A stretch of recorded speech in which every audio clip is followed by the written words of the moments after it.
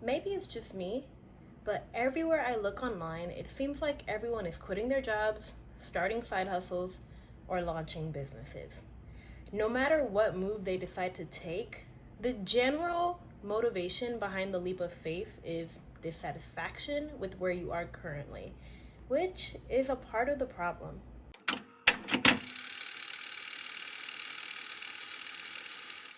Hi everyone, and welcome to my channel. My name is Samantha June, and today we're going to talk about the job market, the economy, and culture. Before we get deeper in today's video, I want to do the verse of the day. Ecclesiastes 11 verse 6. Do your planting in the morning and in the evening too. You never know whether it will all grow well or whether one planting will do better than the other. Today's topic is honestly really personal to me. I will admit I know exactly what it feels like to have a job but not be fully satisfied with it. Feeling like there's something more and wanting to do something that somehow pays me like 6 figures a year, unlimited PTO, and I don't ever want to be bored. Now, what does the dream job look like for you? Let me know down in the comments below. Now, dream jobs do exist, but often they require a leap of faith. Usually it's really hard to find a job like this. So sometimes the other option is to work as much as you can so you can FIRE. If you've never heard of FIRE, this term stands for financial independence, retiring early. This is a lifestyle that can require aggressive savings, earnings, and smart investments to retire before the typical age of 65, or maybe it's 70, I don't know. Anyways, take a look at this creator.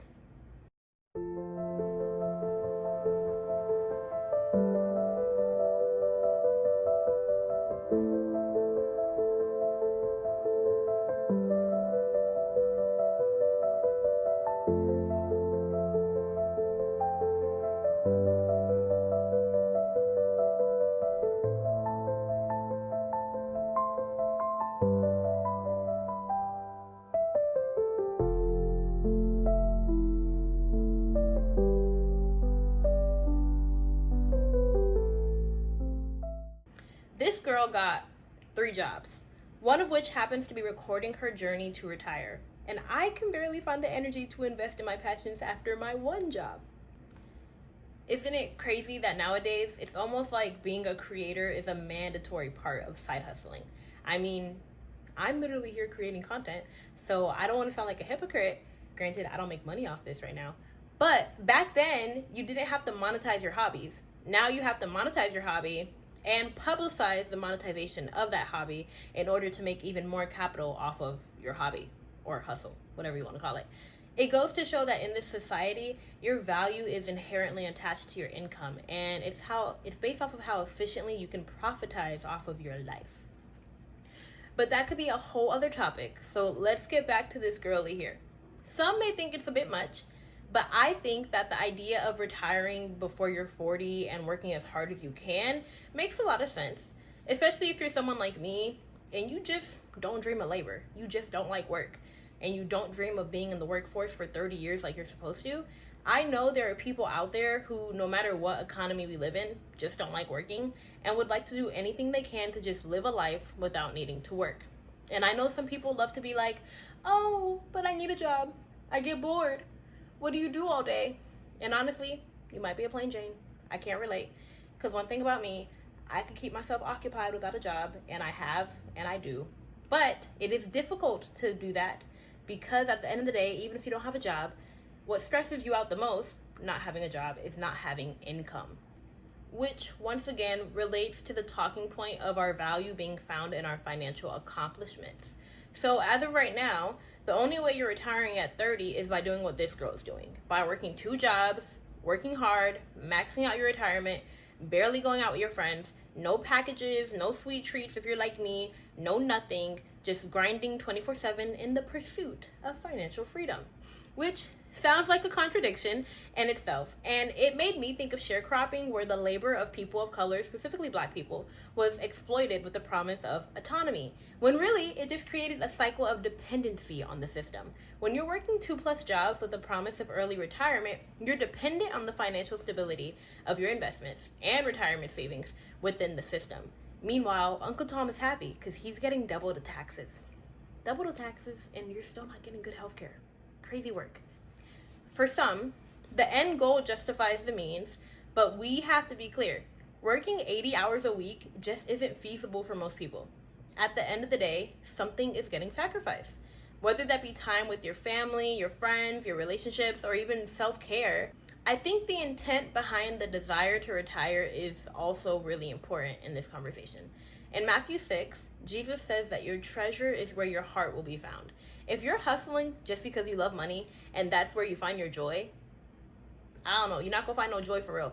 But if you're trying to retire before 40 so you can build a family, become an active community member, and do something outside of yourself, I think then that the time put into early retirement can be beautiful. But some people are obviously overemployed. Then you have some people who deal with the opposite issue.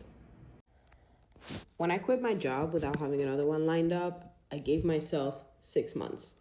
6 months to make an income on my own.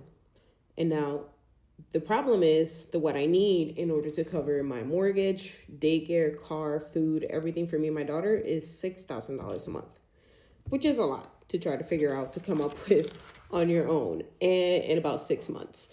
But now that I haven't had a job for a month and there's no paycheck coming in, some mornings I wake up and I am very motivated and I am writing down my ideas and I feel very creative and everything. But other mornings I wake up and I feel nothing but doubt and fear, because the responsibility is completely on me now. There's nothing coming in every 2 weeks like it was before. But I know something for certain is that if I would have stayed at that job miserable and full of anxiety, I would have completely regretted staying there for 20, 30 years and knowing that I never lived the life that I was supposed to live. So what I need to do now is figure out how to make $6,000 a month on my own eventually. So if you have any advice, anything that you know that you've done and has worked for you or that it has not worked for you, please let me know in the comments. Thank you. Now, girl, thank you for being vulnerable and posting this on the internet. That can be very scary. Now, you're not quite in between jobs, but you're starting the process to make income on your own. And I have to be honest with you, sister to sister, girl to girl, I have some issues with this video. You quit your job, and it seems like you have no game plan.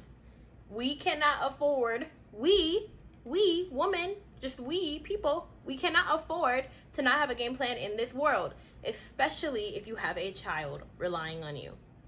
As long as we exist in this system, some things just can't be done lightly.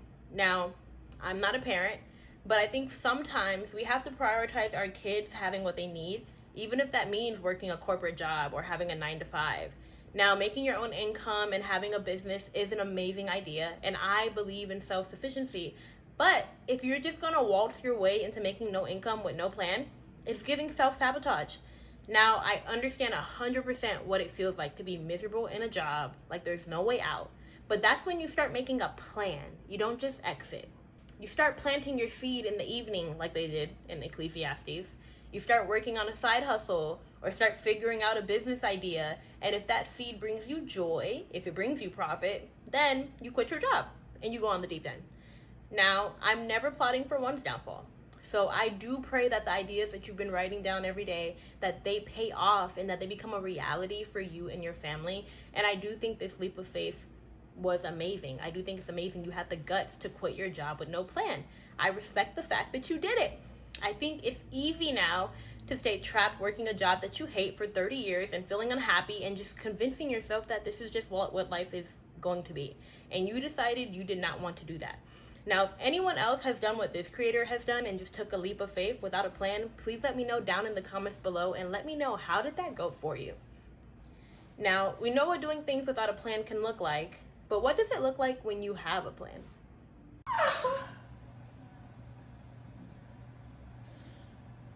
I gotta take the product with me to the hotel. It's a line for the 29th. There you go. There you go. There you go.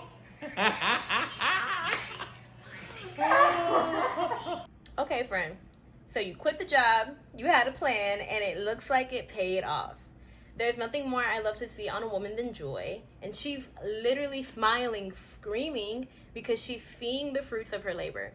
Now, I did snoop on her page a little bit, and this Big Glow CEO is an example of someone who was planting their seeds in the day at work, and in the evening, she was planting her seed at home. So, based on her page, she was working a corporate job, and she started working on perfume content outside of her full-time job. She saved up $1,000, and then she went all in on her content, which was already making some profit when she went all in. I think this is the perfect way to go about quitting your job if you want to start a business, whether that's a product or building a brand, whatever. It doesn't happen overnight. Good things can take time, and that's on Galatians 6 verse 9. If you know, you know. Now, with everyone wanting to jump ship from working the typical 9 to 5, I do have a theory as to why that is. You want to hear it? I hope so. You're still watching, so I hope you want to hear it. Anyways, I'm going to tell you the theory. If you haven't seen any of my videos, of course, I am going to take the time to blame social media. Now, look, social media is not bad. It's nuanced, but it opens you up to a lot of things that you didn't know existed, or a lot of things that you would have never even thought about. So it could be a resource, but it could also be a problem. And when I think about a problem, I do think about media censorship. We saw what was happening in Minneapolis, or more so the media coverage that wasn't happening in Minneapolis. So those are just examples of social media and its importance, because without social media, we would have never known how bad things were getting up there. Now, on the other hand, social media now means we can constantly compare to other people. Back then, you might compare yourself to your neighbors, to people at your church, to people at your job. But now, I can compare myself to any 24-year-old in the country just by going down TikTok. I can't tell you how many times I've asked myself, why didn't I become a Musical.ly star in middle school? Why didn't I start doing TikTok in high school? Why didn't I become a YouTuber when I was 19? I've looked at people's lives and I've caught myself wondering, why didn't I do what they did so that I could have this lavish life on camera? And yes, lavish on camera, we don't really know how these people live. We don't really know how they feel, but we get so caught up on the things that we see, we don't even think what it would mean to actually have their lives, and we just get caught in the envy. And you might not want to call it envy, but at the end of the day, a part of it is what it is. Envy or aspiration, if that's what you want to call it. And if you do happen to be a serial scroller, of course, it is easy to constantly look at people's lives and look at things that you want, and it can be harder to find gratitude in your life. Some of us are in a constant stage of praying to God for the next step when he literally just put you in the step you're in now, and he's literally like, bro, can you just like appreciate the step you're in now, and then we could do what's next? And I'm not trying to come for you. I'm literally talking to myself right here, because I do that a lot. I pray for something. God will bring me into that space when I grow, and as soon as I get there, I want to keep moving to the next thing. And he's like, sister, chill, like, you know, enjoy the blessing for a little bit, and then we can move. All right. Now, I did come across this video summarizing the current job market, and I do want to just view this because some of you might be feeling like, well, you know what? I don't have a job to quit. I don't have a business. I don't have a plan. I don't have anything. And I promise you, you're not alone. We're honestly in some weird times right now. Okay, so CNBC just published an article about long-term unemployment becoming the status quo in today's job market, and you should read it because everything that you are feeling is in there, okay? The article starts by talking about the numbers. 1 in 4 unemployed people have been job searching for over 6 months. That's 1.8 million Americans. And typically long-term unemployment goes down after a recession, but I think we're actively living in a recession, so this time it's going up. And the individual stories that they share back up this data, right? Like, we have a job seeker who was making 6 figures now delivering for DoorDash, and another went through 8 rounds of interviews and still didn't get a job. And someone else applied to 150 jobs in 7 months, made it to 2 final rounds and got no offers and was ghosted. Then we have somebody who had 2 competing job offers in 2022, and now this person went from feeling highly skilled to completely ignored just a couple years later. And his skills haven't changed. If anything, they've improved. And so he shared that either the market is shifting or there's less hiring. And really, it's both of those things, right? And we're seeing the patterns now. Like entry-level jobs are down 35% since 2023, and the US added only 181,000 jobs in all of 2025.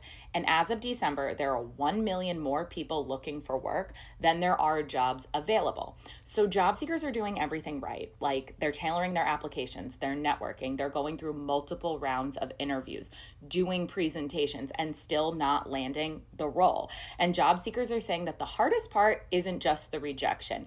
It's not having a satisfying or comfortable answer when people in their lives ask how the search is going, right? Like they wish people knew this is not a choice and that they want to work and they want to be able to provide for themselves and for their families again. And one of them captured it perfectly, calling the modern job search a mental war. And my take is that long-term unemployment is being treated as a personal shortcoming when it's actually a structural issue. And the article illustrates this point very clearly. This is not individual failure. This is a broken system. And the bottom line is that if you've been searching for 6 months or more, you are not alone. 1.8 million people are in the exact same position as you, even though you feel isolated, even though you feel alone. So this article is something that you can show people if they don't understand why you haven't found something yet. Because it's not about your effort. It's not about your skills. It's about a job market and an economy that has fundamentally changed and nobody knows what to do about it, right? Like layoffs used to be embarrassing and now they're written into business plans. Hiring has become this optics play for investors, shareholders, and the public, and they're using our livelihoods as part of some bigger game. So you're not lazy, you're not unqualified, you're just navigating a broken system, and I see you and Rise sees you, and we are here to support you through it all. Right now, employment is hard. Whether that's being actively employed or being unemployed trying to find a job, so many people right now are trying to find jobs, sending hundreds of applications with no answers. So many people are either getting offers from jobs where you're getting paid $15 an hour that will barely pay your bills and it's mentally draining, or you might have a well-paying job that's mentally draining to the point where you don't want to clock in for another day. Like many systems in this society, the job market needs to be reformed. But before I stress y'all out thinking about this, let's take a step back into the calm corner. Okay, my camera died, so let's just finish this outtake, okay? Because, girl. Okay. The best thing you could do is touch some grass. Go for a walk, or if you're like me and you like staying inside, put some music on, get in your kitchen, and try a new recipe. Whatever it is, your body's gonna thank you. Another thing I would recommend if you're like me and you have a brain that is always thinking, spiraling, always going, start journaling at the end of your day or in the beginning of your day, and just write down a simple prompt. What did I accomplish today? What do I want to do better tomorrow? What was the best part about today? Sometimes for me, the best part about the day was my dinner. And you might want to call me a big back, and that's fine. I have no shame in eating food, and I have no shame in enjoying my food. I'm a girl, and I have to eat. And we're not going to talk about the stigma around enjoying your food when you're a woman and when you're existing in a bigger body. We're not talking about that today, but maybe one day. Anyways, there are so many things that you can do to help reset your brain, and there's also so many things that you can do to start planting that seed and to start moving forward in the things that you're hoping to accomplish. Whatever it is you decide to do after this video, I just hope that it brings you joy and it brings you peace, even if that is continuing to scroll, whatever it may be. I just hope it makes you feel a little better. Now, if you made it this far into the video, I really appreciate you. I tried a new thing today, which is following a script to help me stay organized, and honestly, I do not think it helped. If you've watched my videos before, please leave a comment down below if you think me having a script made sense or if I should just do my normal freestyle, because I would really love some input on that. But anyways, I really appreciate you guys. Please leave a comment down below. Let me know what you think about this video, and God bless you. Have a great week. All right. Bye.